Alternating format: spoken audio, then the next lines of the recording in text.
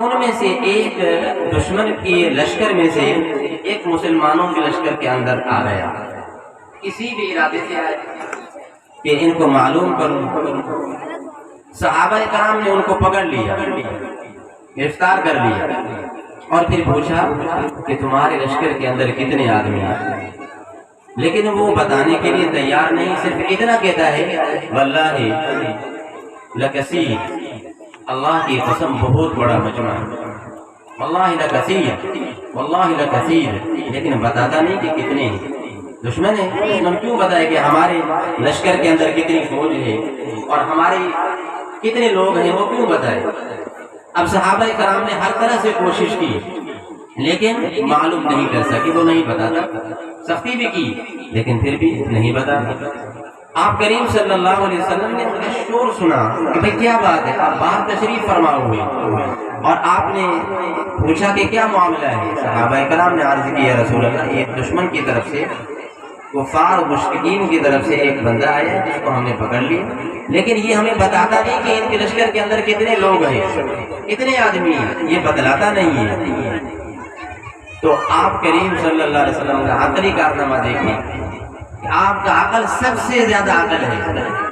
اور کامل عقل ہے۔ آپ نے کہا اس کو چھوڑو،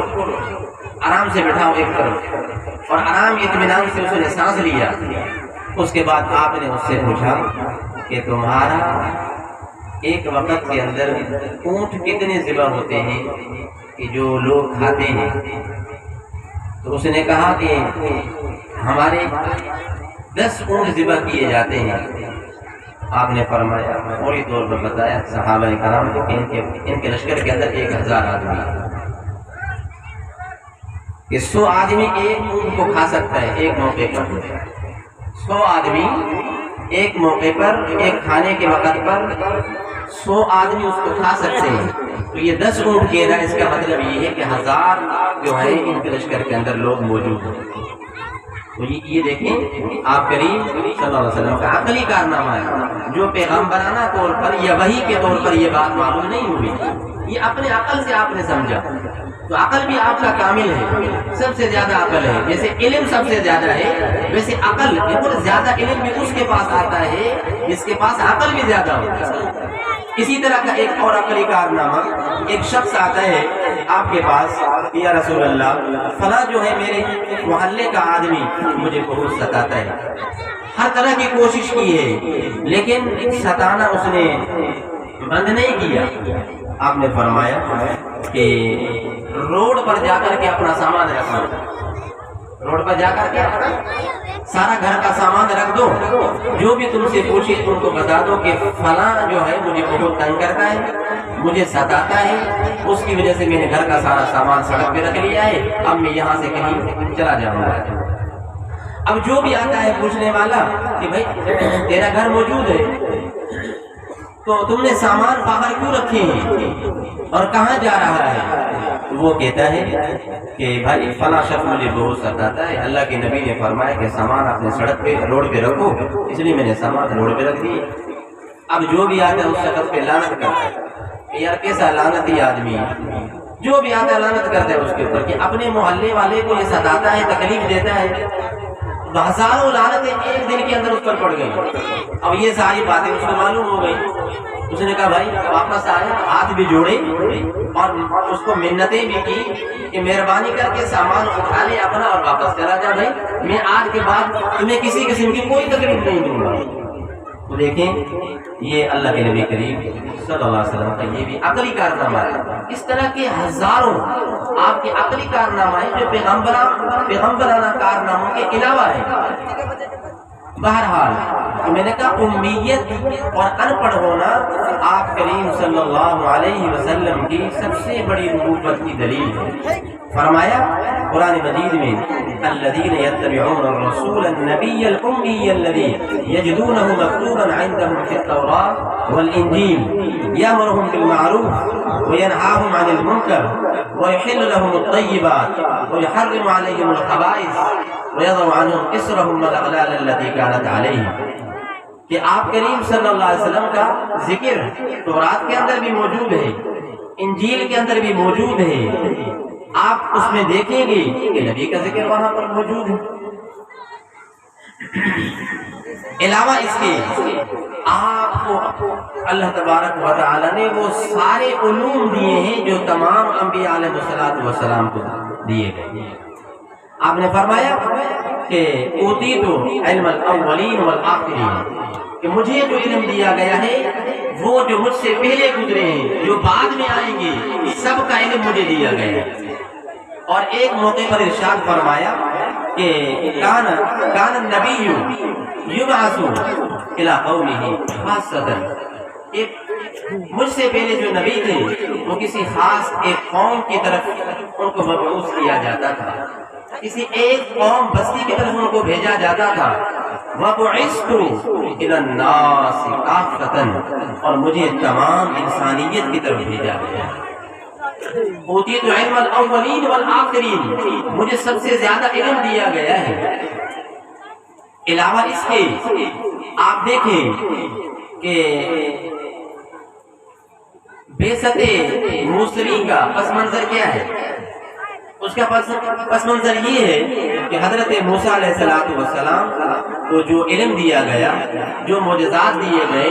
جو دلائل دیے گئے، اس اپنی قوم کی مناسبت سے، ان کی ذہنیت کے اعتبار سے، اس دور کے رواج کے اعتبار سے آپ کو ایسے دلائل دیے گئے کہ اس دور میں سحر اور جادو جو ہے وہ عروج پہ تھا، کہ لوگ رسیاں پھینک کر کے، لاٹھیاں پھینک کر کے اس کو سانپ بنا دیتے تھے۔ اس وقت یہ جادو جو ہے بہت زیادہ چلتا تھا۔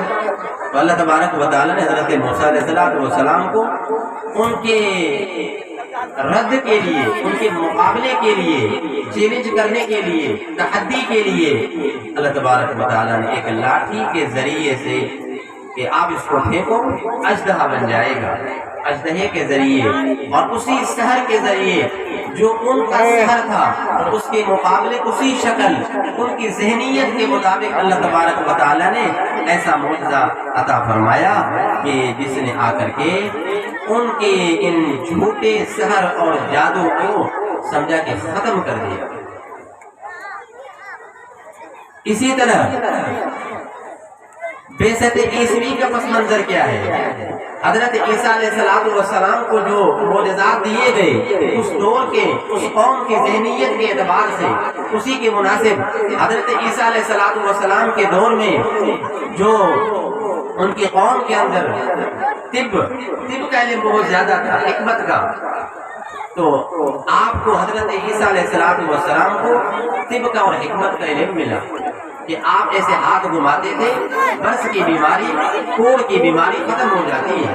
پرندوں کو اڑاتے ہیں تم باذن اللہ، کہ اللہ کے حکم سے تم سمجھا کہ چل پڑ، وہ اڑتا تھا، پرندہ بن جاتا تھا۔ اسی طرح مادر ذات اندھا، جو پیدائشی طور پر اندھا ہے، اس پر آپ ہاتھ گھماتے وہ بینا ہو جاتا، اس کی آنکھیں آ جاتی تھی۔ تو یہ ہر قوم کے اس ذہنیت، ان کے رواجات کے اعتبار سے انبیاء علیہ السلام کو معجزے دیے گئے کہ جنہوں نے آ کر کے ان کا مقابلہ کیا۔ لیکن اسی طرح حضرت یوسف علیہ السلام کو جو دلائل کے طور پر، معجزے کے طور پر جو علم دیا گیا وہ خوابوں کی تعبیر علم کو دیا گیا، القاء ہو جاتا تھا، سمجھا، الہام ہو جاتا تھا، اور آپ خوابوں کی تعبیر سناتے ہیں۔ انی رأیت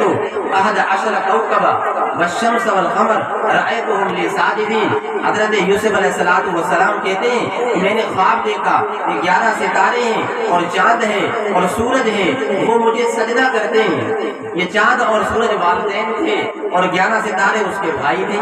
یہ خواب کی تعبیر کر دی، اور آگے چل کر کے پھر کنعان کے کنویں کے اندر ان کو ڈالا گیا، پھر کنعان کی بازار میں ان کو بیچا گیا، اور پھر اللہ تبارک و تعالیٰ نے مصر کی سلطنت عطا کی، ریاست کا مالک بنایا، خوابوں کی تعبیر دی، نبوت بھی ان کو ملی۔ تو حضرت یوسف علیہ السلام کو خوابوں کی تعبیر سکھلائی گئی تھی۔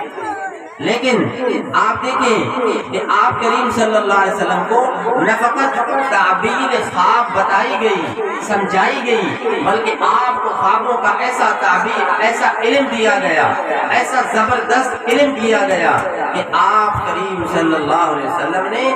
ایسے خواب کے قواعد اور ایسے اصول ایسے قوانین بتلا لیے کہ امت کے علماء نے وہ قواعد خوابوں کی تعبیر کے کتاب انہوں نے لکھ دی۔ اگر فلاں خواب آئے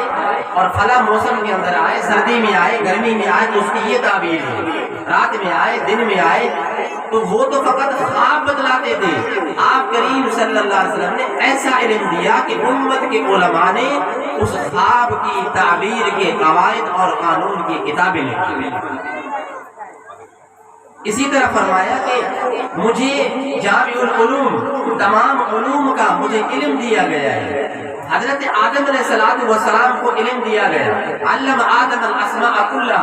اسماء کا ان کو علم ملا کہ فلاں چیز کا نام کیا ہے، یہ پانی ہے،